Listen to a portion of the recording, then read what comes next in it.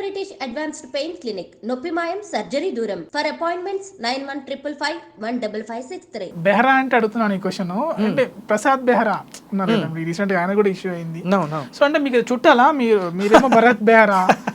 కాదండి, అది యాక్చువల్లీ బెహ్రా అంటే మనోడు తెలుగు, మాది యాక్చువల్లీ ఒడియా టైటిల్ అది. అదే మీది ఒరియా దాంట్లో కూడా అంటే మీరు ఒరిస్సా? ఒరిస్సా అండి, ఒరిస్సా. సో ఇందులో బెహ్రా వేరు, అది BEHERA నాది. మీది మనోడిది BEHARA. చిన్న లెటర్స్ తేడా ఉన్నాయి. కాదు బెహ్రా బెహ్రా ఇదేదైతే ఉందో ప్రొనౌన్సియేషన్ ఒకేలాగా ఉంది కాబట్టి ఒకటే అనుకుంటారు, కానీ కాదు. కానీ ఫ్రెండే కదా, మీరు రీసెంట్గా ట్వీట్ చేశారట మీ గురించి. దేని గురించి? అంటే పుష్పాలో చేసినందుకు ఎంకరేజ్గా. మనోడు యాక్చువల్ ఒక సిరీస్ కూడా చేసాం మేము, తమ్మడ మీడియాలో సింగిల్ VIP అని సిరీస్ కూడా చేసాం. సిరీస్ మనోడే రైటింగ్, దానికి మనోడే రాశాడు. ఎందుకు మరి ఇలా కావాలని చేస్తున్నారా అమ్మాయిలు, ఎందుకు అవుతున్నాయి అది? అసలు అదే కదా అర్థం అవ్వట్లేదు, ఏం జరుగుతుంది అసలు అని. అలాగని చెప్పి మనం ఒక కంప్లీట్ ప్యూర్ జడ్జిమెంట్ కూడా ఇవ్వలేకపోతున్నాం, ఇది నిజమా అబద్ధమా అని. ఒకటి తర్వాత ఒకటి న్యూస్లో వచ్చేసరికి షాక్. అసలు ఇది మనోడా ఇలా చేసాడా అని అంటే అసలు నమ్మబుద్ధి కావట్లేదు. అది కంప్లీట్గా డీటెయిల్గా వెళ్తే తప్పించి.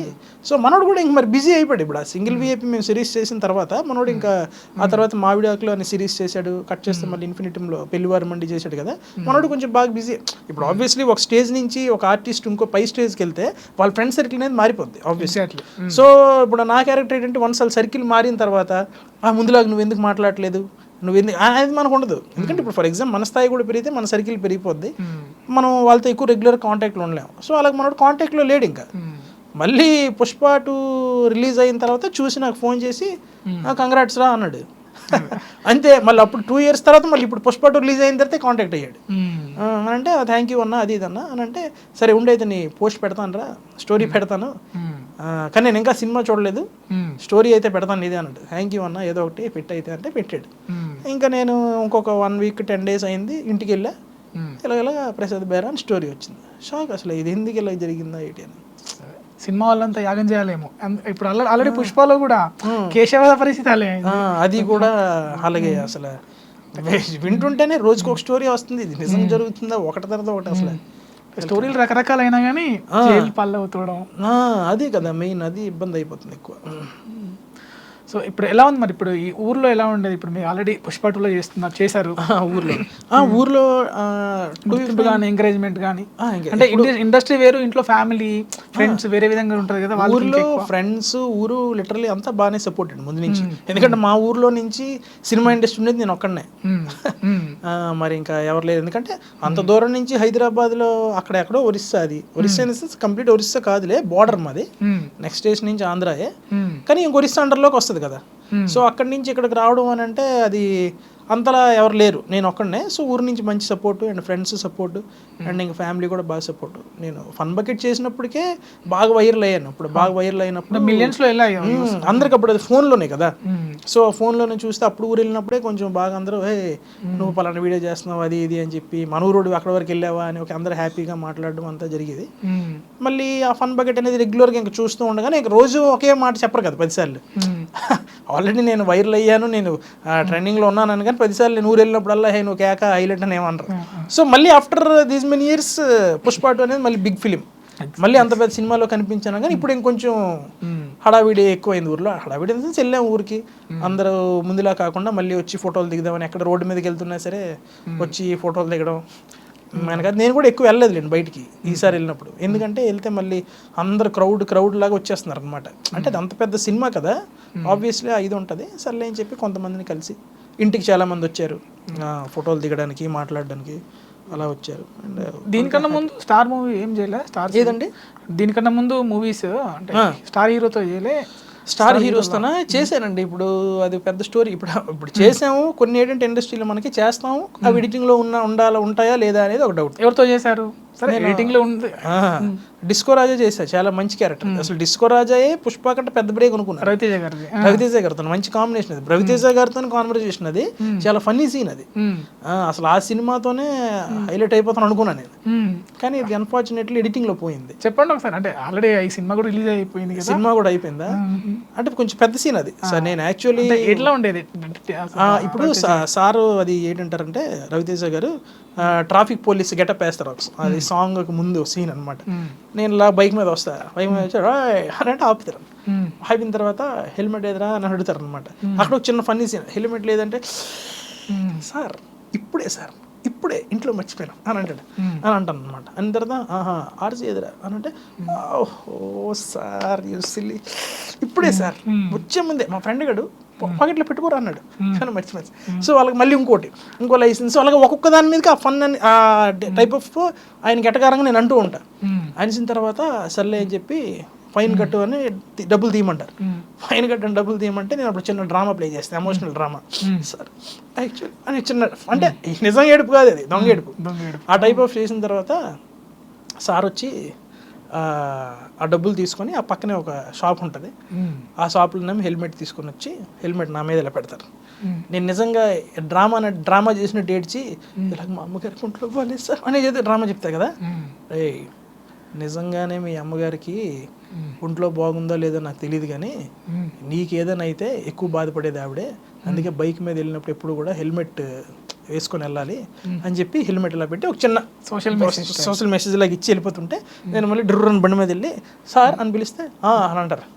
నాకు చిన్న డౌట్ ఉంది సార్, ఇప్పుడు ఎవరైనా పోలీసు వాళ్ళకి డబ్బులు ఇస్తే మడత పెట్టి జోబులు పెట్టించుకుంటారంట, కానీ మీరు కానీ ఏంటి సార్ నాకు వెళ్ళి హెల్మెట్ కొనిసి ఇచ్చారు అని మళ్ళీ ఇంకోటి నా స్లాంగ్లో అంట లైసెన్స్ ఎదురా అంటారు. సార్ వస్తాను సార్ అని వెళ్ళిపోతా. సో అదొక సీన్. అలాగే ఇంకొక సీన్, ఇలాగ ఒక 2-3 ఫన్నీ సీన్స్ ఉన్నాయి. అన్నీ పోయాయా? పోయింది అలాగని అంటే అంత పెద్ద స్టార్తోని ఆ డైలాగ్ ఇది అనేది. అంటే ఎలా ఉండేవారు రేవతేజ గారు మీతో, అంటే బిహైండ్ ద స్క్రీన్ అంటే ఇంతే జరిగింది నార్మల్ అంటే మాట్లాడారు అంటే మీరు పంచలేశారు కదా సినిమాలో తన పంచ్. అదే నేను ఎందుకు అన్నాను అది బ్రేక్ అవుతుందని అనుకున్నానంటే ఆయన యాక్చువల్ అందరికి పంచులు వేస్తారు కదా, లిటరల్ నేను ఆయనకి వేస్తాను పంచు. సో అందుకే ఆ సీన్ బాగా పేలుతుంది అనుకున్నా. సార్ బాగానే ఉన్నారు, బాగానే మాట్లాడారు. అంతా అయిపోయిన తర్వాత చాలా ఓపెన్గా ఉంటారు ఆయన. సినిమా అయిపోయిన తర్వాత కూడా వెళ్ళిపోతుంటే సార్ ఒక ఫోటో సార్ అన్న అప్పుడే ముందే అడగచ్చు కదా అదే అంటే దాదా అన్న ఫోటో ఇచ్చారు అంతే. అది ఒక నైట్ షూట్ జరిగింది అనమాట రామోజీలో, అదొకటి. నెక్స్ట్ గుంటూరు కారం చేశా, గుంటూరు కారంలో కూడా పోయింది. గుంటూరు కారంలో కూడా మహేష్ బాబు గారి కాంబినేషన్.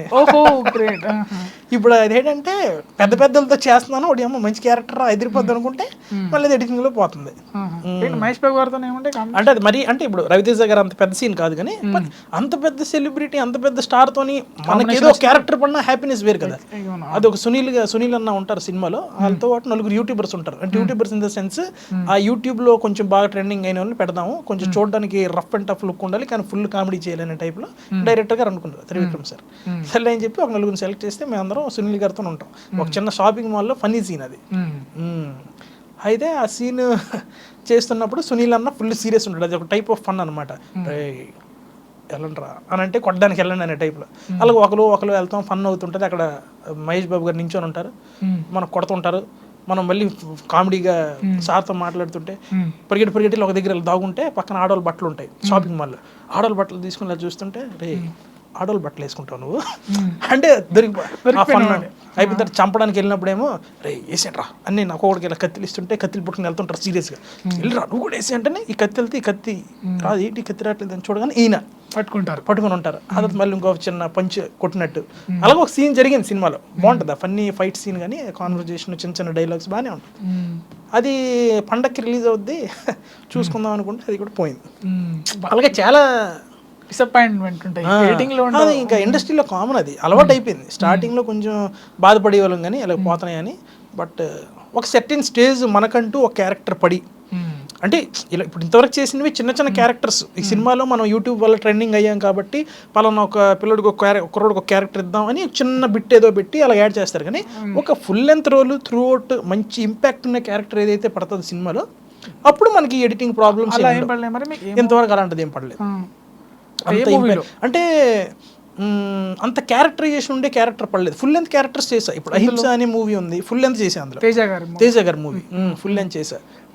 నెక్స్ట్ బుట్ట బొమ్మ అని ఒక మూవీ, అది ఫస్ట్ హాఫ్ అంతా ఉంటుంది సినిమాలో. అది ఒక ఆటో డ్రైవర్ క్యారెక్టర్. అది కాకపోతే ఒక క్యారెక్టరైజేషన్ కంప్లీట్ క్యారెక్టరైజేషన్ ఉండే క్యారెక్టర్ ఎంతవరకు అయితే ఏది పడలేదు. సో అది పడితే కొంచెం మనకి తేజ గారు ఎలా కొడతారంట కదా, నిజమేనా? అందరూ అడుగుతున్నారు, ఎవరైనా ఇస్తాను ఎవరు చెప్పట్లేదు, మీరు అది కొట్టడం అనేది ఏమి ఉండదు, కాకపోతే ఆయన మాట్లాడితేనే కొంచెం భయం వేస్తుంది మనకి. అంటే ఇప్పుడు ఆయన దగ్గరికి మనం వెళ్ళినంత వరకు ఆయన చూస్తే సీరియస్గా ఉన్నాడు అని ఫీలింగ్ ఉంటుంది, కానీ రోజు కలిసి మాట్లాడిన తర్వాత ఓహో ఇదా ఈయన క్యారెక్టర్ అని. అంటే ఎప్పుడు సీరియస్ అవుతారో ఎప్పుడు ఫన్ చేస్తారో తెలియదు. అంటే సడన్గా ఒకసారి వచ్చి ఏయ్ ఎక్కడికి వెళ్ళావు నువ్వు, సార్ ఇక్కడే ఉన్నాను సార్, షార్ట్ రెడీ అని తెలియదు నీకు అని సీరియస్గా ఉంటారు. అంటే సార్ చాలా సీరియస్గా ఉన్నారని చెప్పి, లేదు సార్ ఇప్పుడే నాకు పిలిచారు సార్ అంటే వాళ్ళు పిలిచినంత వరకు నువ్వు వెయిట్ చేస్తావు అక్కడ, అలా కాదు అంటే అది సీరియస్ అవుతారో తెలియదు. సో ఆ టైప్ ఆఫ్ క్యారెక్టర్. కొట్టడాలు గిట్టడాలు ఏం లేవు అసలు. టు బి ఫ్రాంక్ చెప్పాలంటే మాకైతే మేము షూటింగ్ జరుగుతున్నప్పుడు ఏదైనా డైలాగ్స్ చెప్పాలంటే చాలా ఓపెన్గా సార్ దగ్గరికి వెళ్ళిపోయి, సార్ ఇప్పుడు ఈ డైలాగ్ వెళ్ళేద్దాం అనుకుంటున్నాను, ఏడాస్తో చెప్పరా అంటే ఇలాగ పంచి వచ్చింది, ఏసే ఏ డైలాగులు వస్తే చెప్పు నాకు నచ్చిందంటే పెట్టేద్దాం అంటే ఫ్రీడమ్ ఇస్తారు యాక్టర్కి, ఫ్రీడమ్ ఇచ్చేస్తారు. అంటే చాలా ఫన్నీ. అహింస అడివి గిడివి మొత్తం అయిపోయిందా?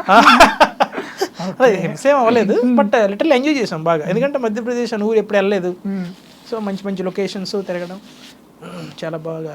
ఏంటి అప్కమింగ్ మూవీ ఏంటి? అప్కమింగ్గా ప్రెసెంట్ అయితే పొలిమేరా 3 అని, పొలిమేరా 1 2 చూసారా, హిట్ ఆ సినిమా. అది 3 ఇప్పుడు తీస్తున్నారు కొంచెం హై బడ్జెట్లో. అంటే 1 2 హిట్ అయింది కాబట్టి 3 పార్ట్ 3 కొంచెం హై బడ్జెట్లో చేస్తున్నారంట. సో దాంట్లో క్యారెక్టర్ ఓకే అయింది, మంచి క్యారెక్టరే. నెక్స్ట్ RC16 ఒకటి రామ్ చరణ్ గారిది, అది స్లాంగ్ శ్రీకాకుళం వేసాం, శ్రీకాకుళం వైజాగ్ స్లాంగ్ సినిమా అంతా. సో అందులో కూడా క్యారెక్టర్ ఓకే అయింది. ప్రజెంట్ చేయడం అయితే గీతా ఆర్ట్స్లోన మన శ్రీ విష్ణు గారి మూవీ చేస్తున్నాను. నెక్స్ట్ ఇంకోటి కొత్త హీరోతోని ఫుల్ లెంత్ ఫ్రెండ్ క్యారెక్టర్ ఒకటి చేస్తున్నాను ప్రజెంట్.